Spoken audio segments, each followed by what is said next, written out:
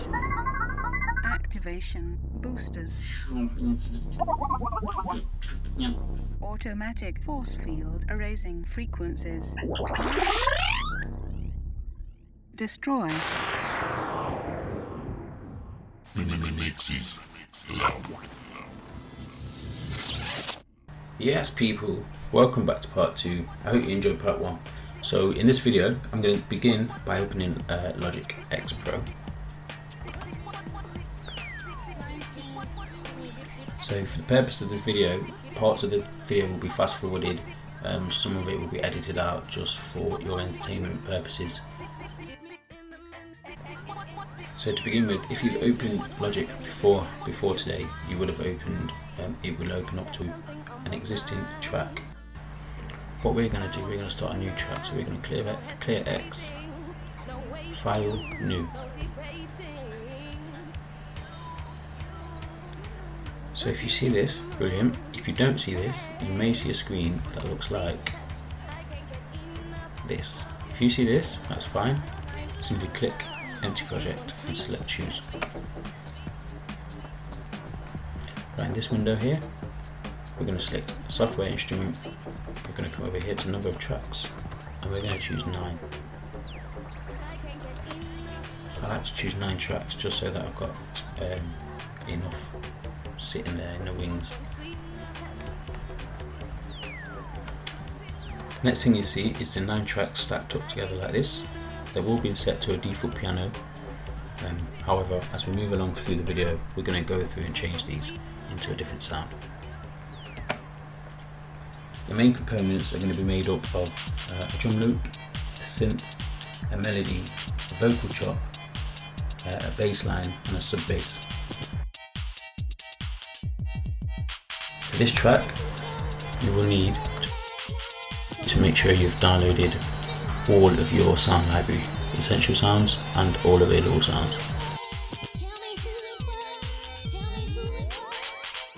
The tempo for this track we're going to work with is 140 BPM for the purpose of the track. I'm going to make a sort of garage type, house type beat. It's a normal sort of roundabout tempo for this type of music. So to begin with, we're just going to set up the track stack over here. Top track we're going to put as a drum kit. So you need to make sure you've selected these windows here. If your window looks like this, simply click these 2 buttons.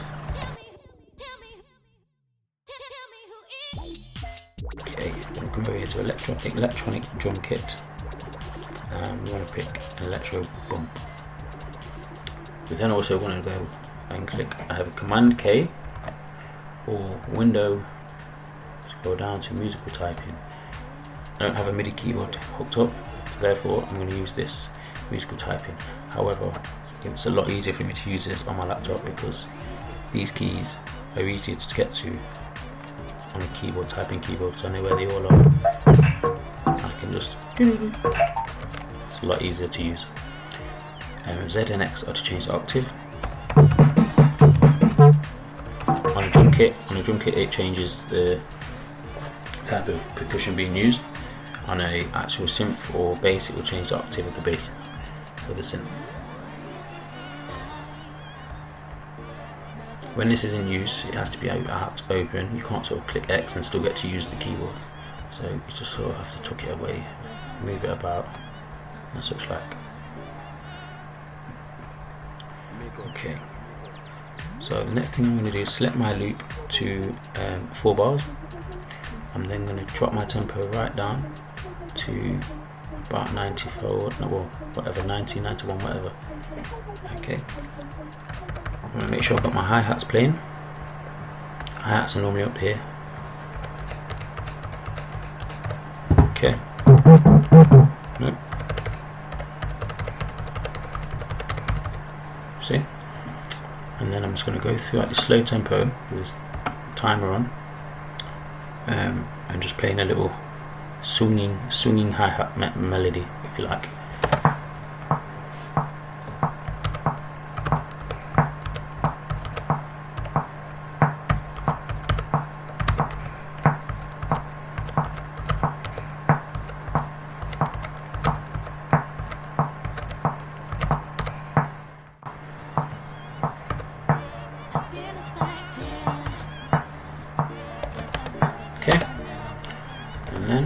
click on that, drag this up, and I'm going to drag my mouse down, so I've highlighted everything. I'm going to go through, quantize them. So what I've just done there basically is highlighted them and made sure this is on 1/60, 1/16th of a note. So basically there's 16 of these little individual lines in each bar. If I zoom in, you'll see them.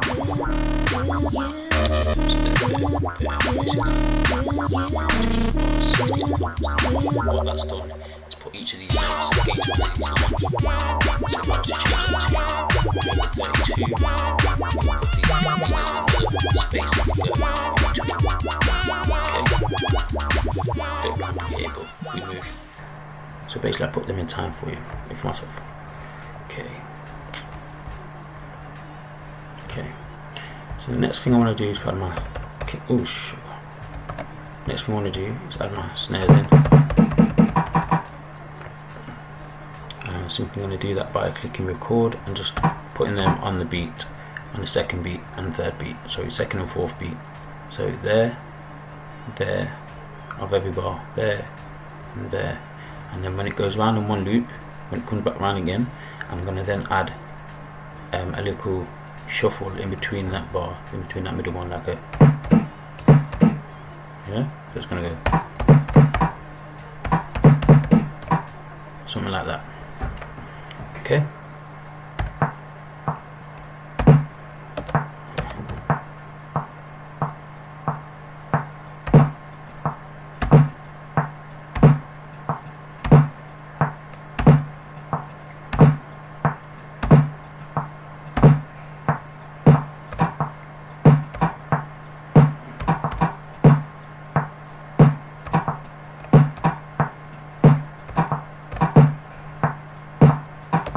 Okay, so I'm going to do the same again and highlight everything,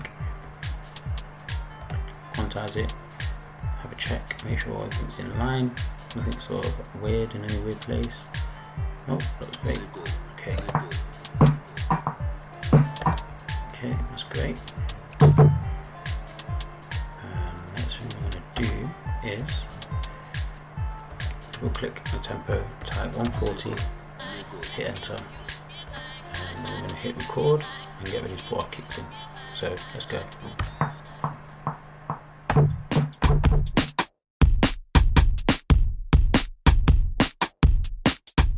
And there it is. That's the drum loop done. Partly. Again, we're going to quantize them.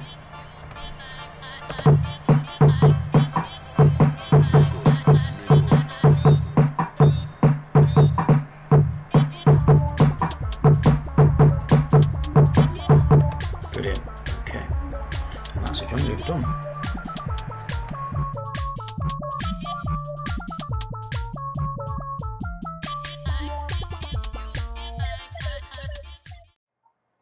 Okay, so now that we've got the drum loop done, we're going to go ahead and add a synth. So for our synth or chord, something like that, we're going to add that in now. So we're going to go over here and choose something from here, this little section, basically. So what these tracks do is they set up as a default piano, and then we go ahead and we change them over here in our library. What that does on this middle piece is changes it over here as well. So for the drum kit, we get an ultra beat. For the electric piano, we get an E piano. Okay, and then what we can do is change that to something else. So we've got an ultra beat here, we've got our synths, got drum kits, etc. So I'm going to choose a ES2. Different synths are better for different things. When you're making a beat, don't worry about it. Don't worry about where they are. Just play around. You know, you'll come to familiarize yourself with it. I'm not going to bore you with what each of them do, but quick run around it. House type of music, bassline music, whatever, stick up here, you know, with the alchemies and you up there for your basses anyway, you get some really good sounds out of them. But again, it's all about creating anyway, so, you know. Okay, so for our synth, let's go with something. I want something. What do I want?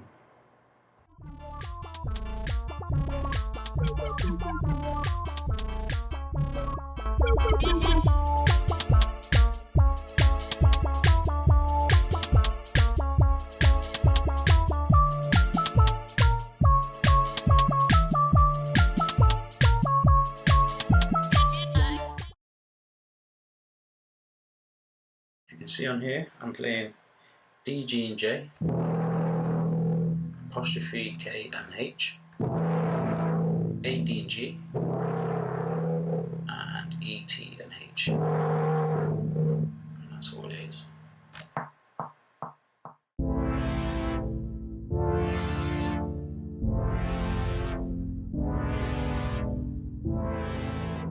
That's that. Okay.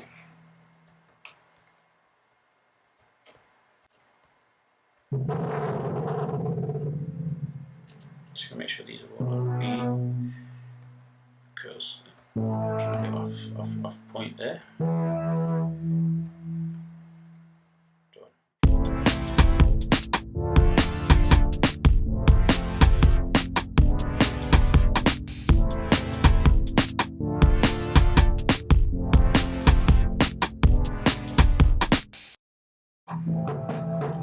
Okay, that's that bit done.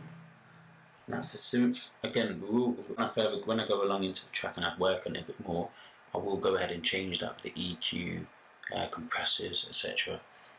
I'll explain about the buses and what they do and the benefits of them. But for the basis, we're just going to go through and create the Billy basics of a track. And then in further videos, I may go into further detail, but this is going to be a Billy basics video for you guys. Okay, so in this next bit, okay, so the next bit is going to be the melody. So for the melody, I'm going to click silence on that, so take the cell off that. Go to track 3, we're going to choose probably something similar like the ES2. I'm going to pick something else this time. I don't know what I'm going to pick, I'm just going to make it up. Just going to play. Oh shit, where's this sound like now? Oh yeah.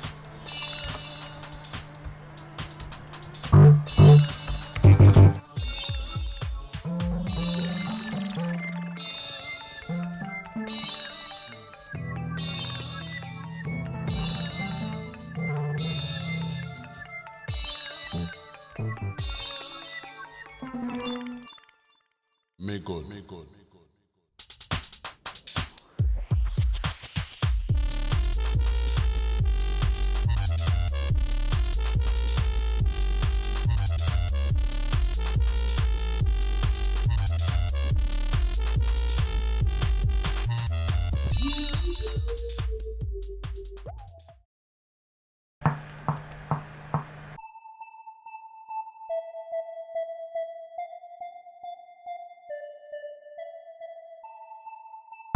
Just do something simple like that. No messing. Billy basics melody. Let's go. Quantize it.